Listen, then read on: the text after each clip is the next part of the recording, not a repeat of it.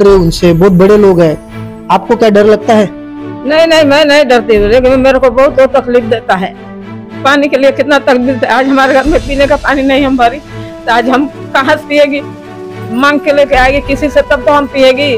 हमको पानी के लिए हर समय से तड़पाता है। अभी बोलता है एक दिन की बॉडी बंद कर देगा, ये बंद कर दूंगा। हम कहीं से बंद करके दिखाओ, ये बोला मनीष बोलता है। हाँ, वो आता है तो कुछ ना कुछ बोलते रहता है, तो मैं बोलती है कि जा जो करना होगा वो कर लेना। आधे घंटे बाद आए राजू पाटिल, तो बोलते क्या है तेरा? मैं शांति से मैं खड़ी हुई, मैं बोली कि सर आपने मेरा जो नल तोड़ा है उसका कुछ करना है। और मेरे जब मैंने भी आवाज ऊंची की तो मेरे आंख पे आ गए, तो मैंने वीडियो चालू किया तो उस पर उनका सिक्योरिटी गार्ड और वो मुझे धक्के मार के बाहर निकालने लगे। गेट के बाहर भगा दी धक्का मार के, तो भी मैं वापस नहीं आ रही थी। मैं ठीक है, आज आप मार के ही दिखाओ, आप बड़े नेता हो तो हाथ उठाकर दिखाइए। टॉप 10 महाराष्ट्र न्यूज चॅनल मधून मी दीपक कोटेकर. जो काही प्रकार मी आज आपल्या समोर आणणार आहे, प्रथम महापौर राजू पाटील या महिलेला राजू पाटीलने मारहाण केलेली. हो, प्रथम महापौर राजू पाटील. जाणून घ्या सगळा काय प्रकार है. मैडम, पूरा मामला क्या है? हम लोग जहाँ चाल में रहते हैं उनके वो डेवलपर हैं, तो जगह खाली करने के लिए उन्होंने सारे तरीके अपना लिए हैं। जहां तक उनसे बन पड़ा उन्होंने सब तरीका अपना लिया, उनके सुपरवाइजर ने या उन्होंने। अब मान लीजिए उनका सुपरवाइजर भी कुछ काम कर रहा है तो वो उनको बताए बिना तो करता नहीं होगा।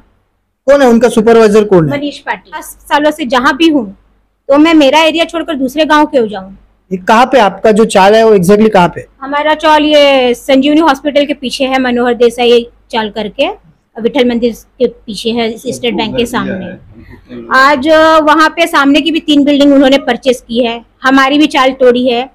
एटलीस्ट पकड़ लीजिए 2000 के आसपास ही लोग पकड़ लीजिए, सभी को वहीं पर रूम देने के लिए वो रेडी हैं। तो हम लोगों को आगाशी, बोली, जनाएगांव, वसई, नालासोपारा क्यों भेजना चाहते हैं, हमें ये नहीं समझ में आ रहा है। अभी आप उधर ही रह रहे हैं क्या? जी हाँ, सिर्फ वहाँ पर मेरा ही घर है, बाकी 40 लोगों को विदाउट पेपर बिल्डिंग में शिफ्ट कर दिया गया है। क्या आपका पानी, लाइट बंद करने की कोशिश की जा रही है? आपको धमकी दी जा रही है? पानी तो वैसे ही बंद कर दिया गया, गटर भी बंद कर दिया गया है। टॉयलेट है वो तो हम बिल्डिंग के सोसाइटी का टॉयलेट है उसमें जाते हैं, हमारा टॉयलेट है ही नहीं। आपने एक एनसी की है राजू पाटिल के नाम पे, 3 महीने पहले की बात है। किस मामले में आपने पुलिस स्टेशन में ये मामला दर्ज किया और क्या पुलिस ने आपकी सहायता की है? पुलिस से मुझे कोई हेल्प नहीं मिली है सर। और मैं ये नल के पानी के लिए ही, जैसे मैं अपने आमदार के पास गई थी तो उनके बोलने पे भी और भी 4-5 नेताओं से भी मेरी बात। मतलब ये हादसा होने के पहले आप आमदार के पास गई थी, बाद में नहीं? 4 दिन पहले गई थी, तो उन्होंने पंकज सर से, आमदार जो है उन्होंने कहा कि पंकज सर से मिल लीजिए, हो जाएगा। पंकज सर ने मनीष को फोन किया था, थोड़ा उसे डाटा वगैरह भी, पर उसने उनकी भी बात सुनी नहीं, बोला ऑफिस भेज देना। तो मैं सुबह कॉल की तो बोलते मैं तुम्हारे लिए फ्री नहीं बैठा हूँ कि तू जब बोलेगी तब मैं तुझसे मिल लूंगा। मैं ठीक है, नल तोड़ने के लिए तुम फ्री थे ना? तो उसने फोन कट कर दिया और रख दिया। मैं ठीक है, फिर मैं वापस आमदार सर के ऑफिस गई, फिर मैं वहां से जीतू सर से मिली। जीतू सर ने भी मनीष को समझाया पर उसने उनका भी नहीं सुना। आजू सर से भी मिली, तो आजू सर ने मुझसे ये बात कही कि तुम्हारा मालिक क्या चाहता है। मैंने ये कहा उनसे कि मालिक हमारा हमसे फेस टू फेस बात करे तो मैं कुछ डिसीजन बता सकती हूँ कि वो क्या चाहते हैं। तो इन्होंने कहा कि ठीक है, आप एक लॉयर को ले आना और जो आपको गाइड करने वाला कोई बंदा हो उसे ले आना, तो हम सामने सामने बैठ के बात करेंगे। मैं इतनी अमीर तो हूँ नहीं सर, अगर लॉयर अपना ऑफिस छोड़कर आएगा तो 500 की जगह 5000 मुझसे फीस लेगा। तो मेरा यही बोलना था कि पहले मेरा और मनु भाई क्या डिसीजन होता है हम बात करते हैं, फिर मैं लॉयर को लेकर आऊंगी। तो वहाँ फिर लास्ट में जब सब चीजें हो गई तो उसके बाद मैं अप्पा से मिली, तो सर से भी मैंने रिक्वेस्ट की, तो सर ने मुझे कहा कि नहीं होगा तुम्हारा नल का। मैं चुपचाप चली आई वहां से, कुछ बोली नहीं। उसके बाद आप राजू पाटिल के कार्यालय में गई, उस कार्यालय में क्या वो होता? ये मैटर जैसे 2 बार मैं अपने क्षितिज सर ठाकुर से मिली, सबसे मिली, बहुजन विकास आघाड़ी के सारे नेताओं से मिली। हाँ। मुझे वो चीज बताओ जो चीज आपकी वो कार्यालय में हुई थी, जिस राजू पाटिल ने आपको मारा गया, वो चीज मुझे बताइए। जब 2 बार मैं आमदार से मिलने के बाद उनके ऑफिस में जब जीतू सर है जो, उन्होंने मुझे बोला, तब मैं उन्होंने बोला कि एक बार उनसे भी बात करके देखो। मैं ठीक है, सभी लोग कह रहे थे मैं जाके आती हूँ, तो उनके बोलने पे ही मैं उनके ऑफिस गई और बैठी थी मैं वहां पे ऑफिस में जाकर। आधे घंटे बाद आए राजू पाटिल, तो बोलते क्या है तेरा? मैं शांति से मैं खड़ी हुई, मैं बोली कि सर आपने मेरा जो नल तोड़ा है उसका कुछ करना है, तो चल निकल, इधर से निकल, जा वो बसा को भेज दे। ऐसा कौन बोला चिल्लाकर आपको? राजू पाटिल चिल्लाकर इस तरह से मुझसे बात करने लगे, बोलते तेरा नल नहीं था, इलीगल नल था। मैं बोली सर आप चिल्ला क्यों रहे हो, मेरा नहीं था, मेरे मामा जी का तो था ना। तो उन्होंने हमारे लिए वहां पे रख छोड़ा था भरने के लिए, और तो वो इलीगल था, तेरा नहीं था, तेरे नाम पे नहीं था, नहीं लगाऊंगा, चल निकल इधर से। और मेरे जब मैंने भी आवाज ऊंची की तो वो मेरे आंख पे आ गए। तो मैंने वीडियो चालू किया तो उसपे उनका सिक्योरिटी गार्ड और वो मुझे धक्के मार के बाहर निकालने लगे, गेट के बाहर भगा दी धक्का मार के। तो भी मैं वापस नहीं आ रही थी। मैं ठीक है आज आप मार के ही दिखाओ, आप बड़े नेता हो तो हाथ उठाकर दिखाइए। तो बोलते कि वीडियो चालू ही था, तो बोलते अपने गुंडे लोगों को जो थे उनके स्टाफ तो नहीं कहूंगी, क्योंकि इस तरह नॉर्मल आदमी किसी औरत के साथ नहीं करता है, वो गुंडापनी है उनका। तो उन्होंने कहा कि अरे इसको छीन, इसको पकड़ ले, इसका फोन छीन लो वगैरह भी। छीना झपटी में एक दो जगह फट गए मेरे।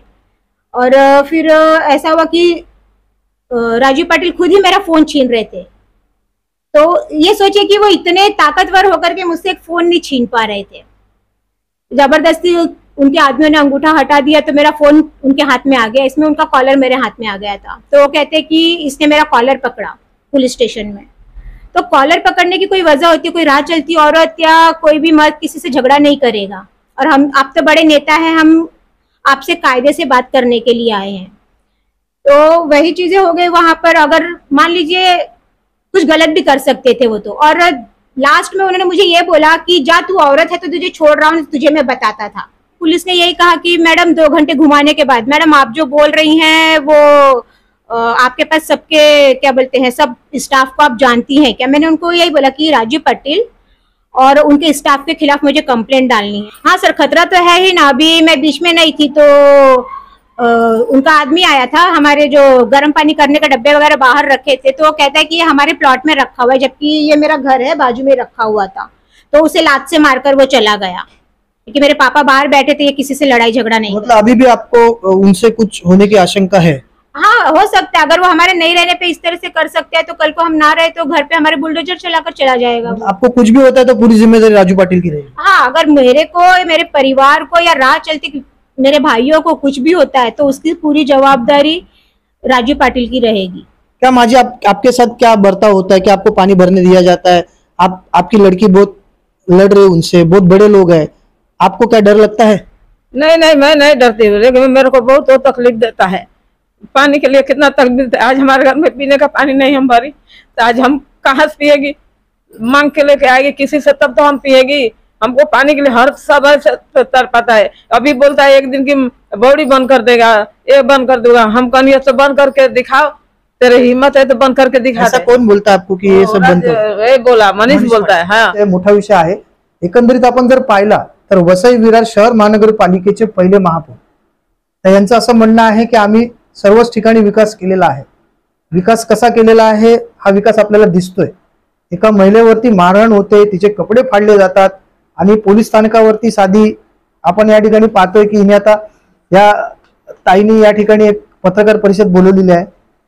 फक्त एनसी होते तर हे थांबलं पाहिजे, कारण हा बाबासाहेब आंबेडकरांनी जे संविधान दिलेलं आहे त्या संविधानामध्ये हक्क आहे, प्रत्येक सामान्य माणसाला त्याचा हक्क आहे आणि तो हक्क तिला मिळालाच पाहिजे। त्याच्या मुख्यमंत्र्यांनी, गृहमंत्र्यांनी, मुख्यमंत्री आपले शिंदे साहेब आहेत, रिक्षावाले आहेत, सामान्य कुटुंबातून आलेले आहेत, हे पण सामान्य कुटुंबातले आहेत। आज विचार करा ह्या वरिष्ठ नागरिकांनी जायचं कुठे? तिच्या वडिलांना कॅन्सर सारखा, कर्करोगासारखा एक मोठा आजार आहे आणि असं असताना ही दुर्दैवी परिस्थिती जर वसई विरारची असेल तर हाच का बहुजनाचा विकास?